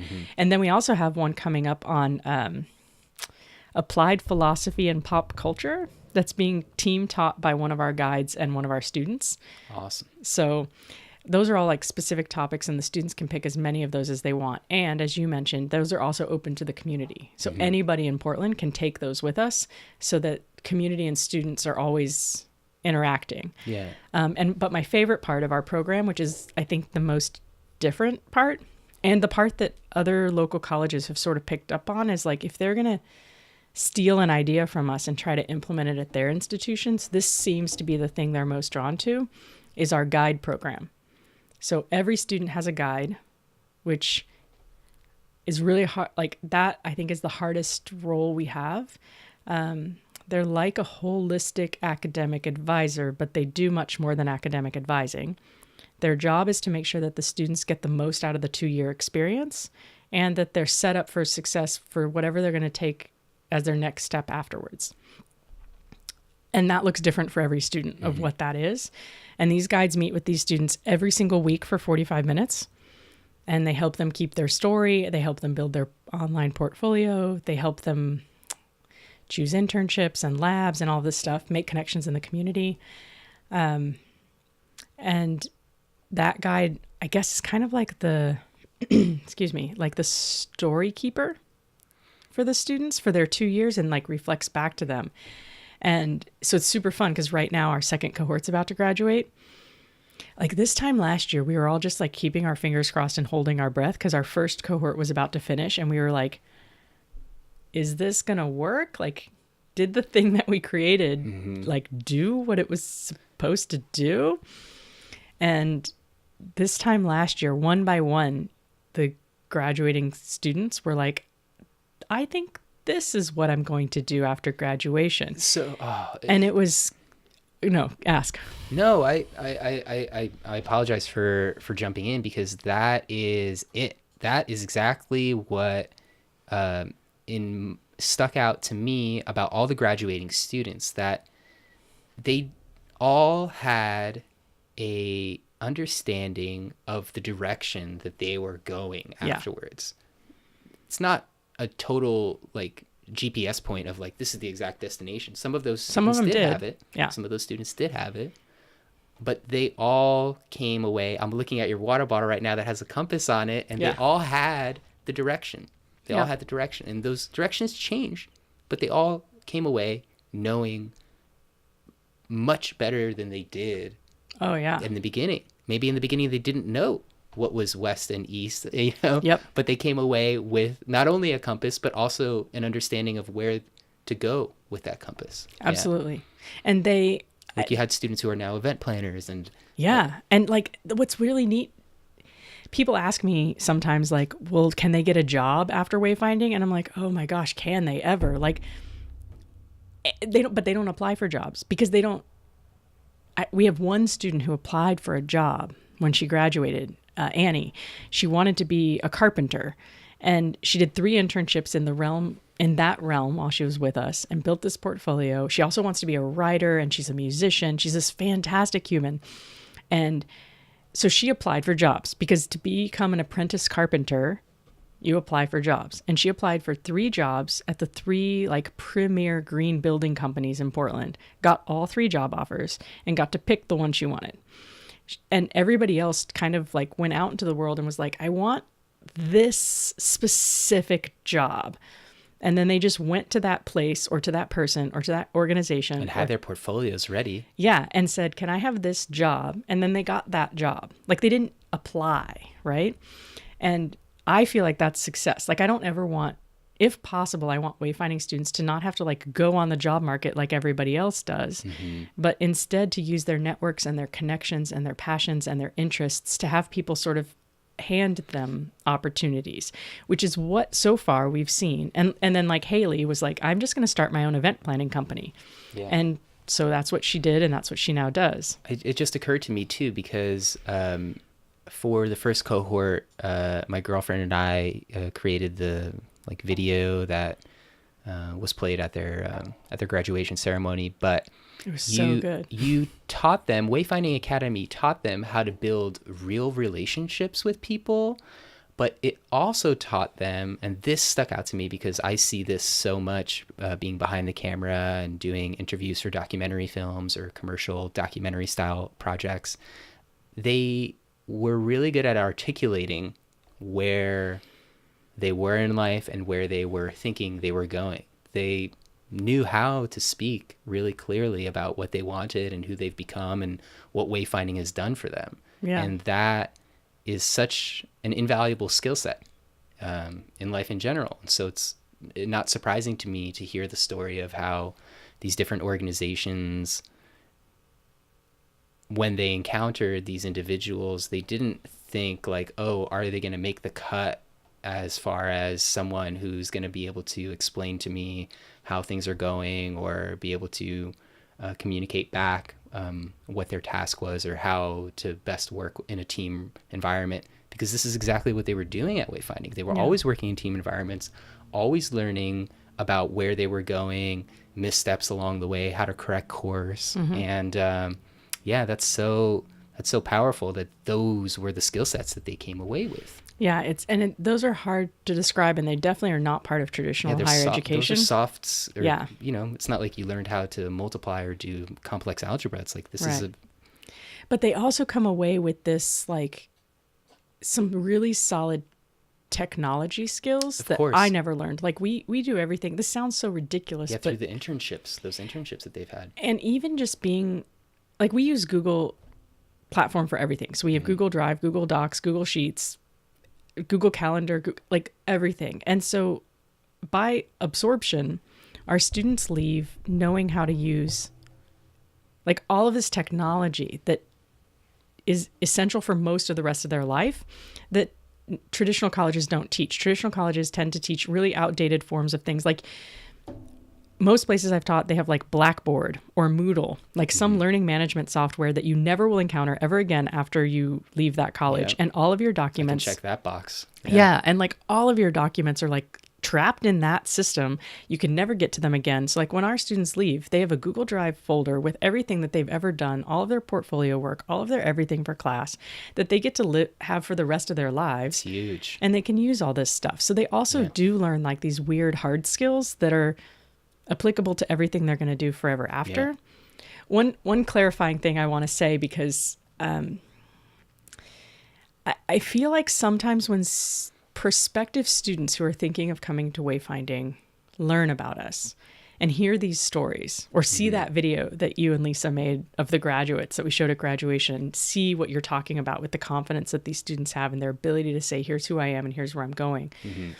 They get the impression that, or maybe they worry, like, no, that's not them now. Yeah, like I'm not. Oh, I can't go to that college. I'm intimidated by, and so I want to be super clear that when students come to us, they don't come with all of that. Like they just show up wherever they are in their life, and usually that's some version of feeling like lost or wanting support, or and And so that's okay. And that's okay. That's exactly why we're Yeah. here. And so they show up at various stages of all this stuff. And our youngest student has been 18 and our oldest student has been 46. And we don't try to make assumptions at the beginning about where they're going to end up. We just sort of help them draw that out of themselves. And it's only after they've been with us for at least 2 terms, but close to the end of their first year. So we're just now starting to see it with our third cohort, like that they start totally stepping into that, who they are, like that fuller version of themselves, and feeling that confidence that they can then use as a foundation to build on. So like, so so when you see videos of our students like about to graduate, that is totally not how they started out. And they would be the first to be like, oh yeah, that's not how I was when I got here. And if anybody does really want to see that, if you go onto the Wayfinding YouTube channel, it's there. There are videos that are chronicling those students' journeys from the beginning to the end of their time at Wayfinding Academy. So I think that that's also like something that gives better perspective. Right. Yeah, because Absolutely. It's too easy to think that, oh, that's not me now, that will never be me. Oh, everybody can have that, especially if they've got that supportive environment, you know? Yeah. Michelle, thank you for what you're doing, because it's I think it's really invaluable for people to know that there's options like Wayfinding Academy out there for students, for people who aren't quite connecting with what exists now. And my biggest hope is that there's other people that use your story and what Wayfinding's doing as like a spark for them to create something like this for other people too. Which I'm sure you're starting to get those people who are reaching out to you and asking you those questions like, hey, I just found out about this board that exists in the state that I have to call, that has all these archaic rules around higher education that were written 1810 that, you know, shouldn't exist now, but they still do. Like what is your ask for people out there who are maybe tuning in and are wondering about, I don't know what my big ambitious, my friend Kevin Carroll has a term for it, my BHAG, big hairy audacious goal is. How would you respond to those people who maybe want a little bit of navigation to know where to go next, what to try next? Well, I mean, I guess if they have their vision already, if they already know their why, then typically my role is to help them figure out. They often get caught up in like the daunting nature of it, you know, like, oh my gosh, it's going to be all of these things and it's going to be years of my life and it's going to be this and that. And my advice is usually to just start. Like, you don't have to have it all figured out in advance. You don't have to plan it all out. And if you try to do that, if you try to make a 5-year, 10-year, whatever plan before you even begin, you'll never begin. So I'm like, know enough that you know what you're doing, and then just start, and then keep going as you go. And keep trying to get a little bit better than you were. Yeah, totally. Yeah. And like, yes, we need more things like wayfinding in the world. We need more options for young people. And my biggest thing, my BHAG, if you will, is we've got to stop telling young people that college is the only way to do success. A lot of our society is built around this myth that college is the answer to everything and everybody should go to college. And I was just talking to somebody the other day who said that he's a former high school counselor. And he said that the entire K-12 system is set up to send people into college. Yep. That's all they ever talk about. They talk about standardized tests if you and don't go to college, you're not going to get anywhere. Right. And it's not true. Yeah. And we've got to stop telling young people that. And especially the way that our society is changing and technology and all the career paths that are out there and how rapidly everything is shifting, sending a bunch of people to college. And now college is so much more expensive. And like, one of my favorite statistics that I learned while preparing for this TEDx talk was, this particular one I learned a few years ago when I was starting wayfinding, because I'd been in the higher education system my whole life, right? Like as a student and then as a faculty member, that it's only 33% of Americans have a college degree. Most people in America don't have one. And yet that's when we tell young people, we act like, oh, everybody goes to college. Everybody's got a degree. This is the thing everybody does. If you don't do this, there's something wrong with you. And it is not true. And we've got to stop telling young people that this is the thing to do. Because most people go to college, get in a lot of debt because it's really expensive now. Most people drop out of college. Yeah, these are statistics. Like, these are real statistics. Yeah, and this is not how we talk about it. And then all these people live their lives feeling like shame and failure, and now they're trying to pay off all this debt, but they don't have a degree, and they're embarrassed because they dropped out of college. Or they feel the shame and failure that they're trying to pay off the degree that doesn't have to do with the anything job to do with the job. Yeah. Oh gosh, and it's just this mess that we've gotten into. And so my big, hairy, audacious goal is that we've got to stop that. We've at that decision point when we're talking to young people about their next steps after high school or whatever, we've got to be asking them, like, what do you want to do with your life? Like, what do you want your purpose work to be? And then helping them figure out what's the best path for them for what they want to do. And for some of them, it is going to a 4-year college. And for some of them, it is going to be an apprentice or going to a trade school or traveling or just starting a business or just getting the job that they want to have because they can just get it right then. Or volunteering with a TEDx conference and then learning that there's people that are doing other things that you may be interested in, and seeing if you can get involved in helping them out with what they're doing and figuring out from there. And so for me, that's what I want to see change. And wayfinding is one example of how we can be changing that and how we can change that conversation. But it's certainly not the only way we can be doing this. There's a lot of other, like the gap year movement. That's a huge player in this too, right? Getting more and more young people to take at least a pause to figure out what they want to do before they do it seems really important too. Amazing.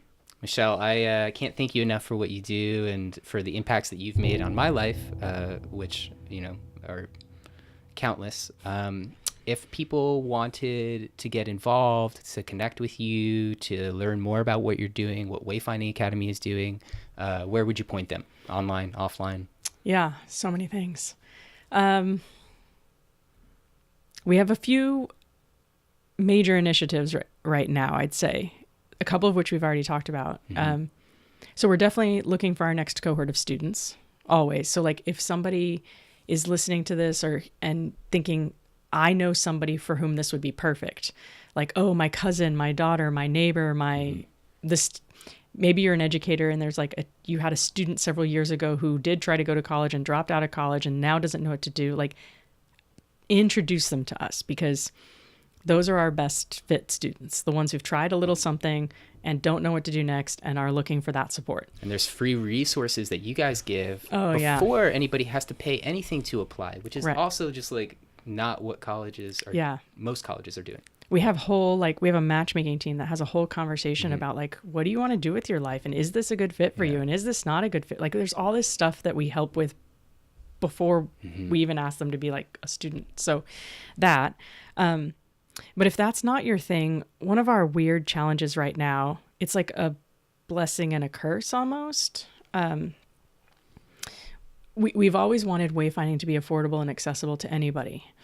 And we've tried very, very, very hard over our 3 years to try to increase the diversity of our student body in all of the different ways.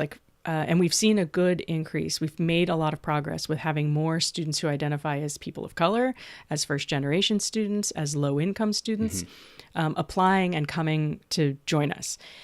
This year, we've had more applicants who fall into those categories than we've ever had in the past 2 years. And we are thrilled because that's part of what we're trying to do. And I actually believe that the traditional higher education system fails those populations of students especially worse. Like if you identify as a student, a first generation college student, a low income student, a student of color, that your whole family background isn't all about higher education. And you try to go to college, the odds of you dropping out are significantly higher than for students whose families have all gone through this. And I actually think that wayfinding is a better match for those populations because everything is customized and individualized, and it's not based on tests or grades or textbooks or standardized tests. Students aren't expected to write all of their projects. They can do podcasts or videos or art or whatever. Modern ways of communicating. Right. Yeah. And everything is so tailored to every student. So the great news is we're getting more and more people from those backgrounds interested. We don't yet have access to federal financial aid monies, and that's a whole debate about whether or going that route or not going that route, and what the pros and cons, because, bureaucracy. And so what we're trying to do in the meantime is establish our own scholarship fund that helps students with those backgrounds to be able to get the wayfinding experience. So last month at the Live Your Dreams party, we launched, and this is our first year doing it, so we don't know how it's going to go, but we launched our community-funded scholarship.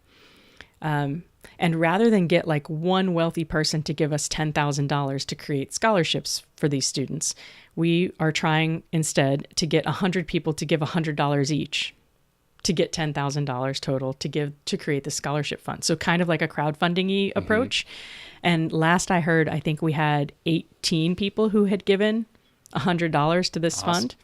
So I guess that's the other ask right now is like, if making this type of experience accessible and affordable for populations who might not otherwise get to is compelling for people to donate $100. So not a lot for many people, and help us build that fund all the way up to create those scholarships. That's probably the best thing. And they can do that. And that's on wayfinding.org. Wayfindingacademy.org. At the top, there's a thing that says donate. Yeah. So you can just hit the donate button. You can donate, and there's like a little comments and just say it's for the scholarship fund.